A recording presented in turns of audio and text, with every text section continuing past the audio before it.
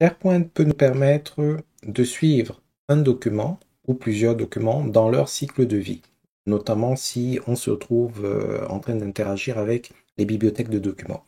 Qui dit cycle de vie dit naissance, création, modification, mais également potentiellement à un moment donné suppression.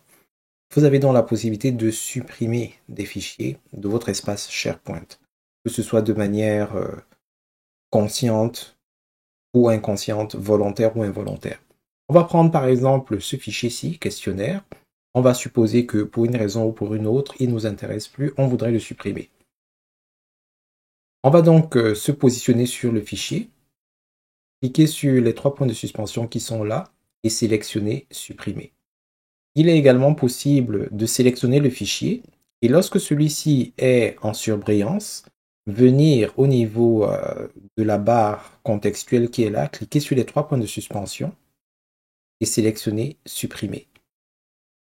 Et enfin, une autre option un peu moins gymnique consiste à juste passer au-dessus de l'objet, cliquer avec le bouton droit exactement sur l'objet et sélectionner la commande supprimer. Toutes ces actions-là sont équivalentes. On va donc sélectionner supprimer. Bien entendu, SharePoint pour notre bien va nous demander la confirmation de l'action qu'on est en train de poser. Si on veut vraiment supprimer, on va cliquer sur supprimer. Alors oui, je sais que nous venons de supprimer un fichier de manière complètement consciente et que le système nous a même demandé une confirmation. Mais vous seriez surpris de savoir le nombre de personnes qui cliquent sur les boîtes de dialogue de confirmation sans même lire ce qui est affiché dans ces boîtes de dialogue de confirmation. Il y a donc des gens qui ne savent pas ce qu'ils font et ils sont très nombreux. Supposons donc que nous soyons dans un cas où nous avons supprimé par inadvertance un fichier malgré tous les obstacles qui se dressaient de notre chemin. Heureusement, il existe une issue, disons-le comme ça.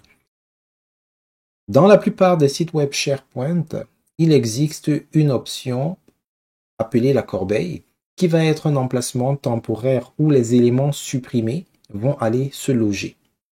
En d'autres termes, la plupart du temps, à moins que vous soyez sur une configuration un peu particulière, les éléments que vous supprimez, notamment les fichiers, ne disparaissent pas complètement du système.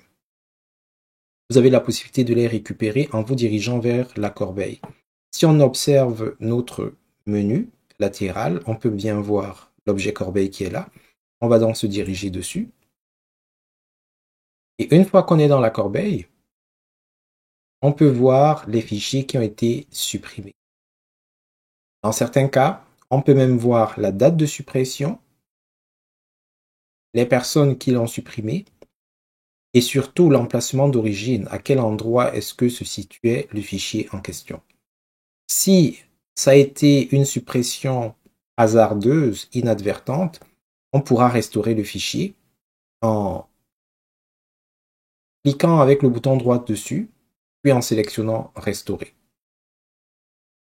Ça aura pour résultat de ramener le fichier à l'endroit où il se trouvait au préalable.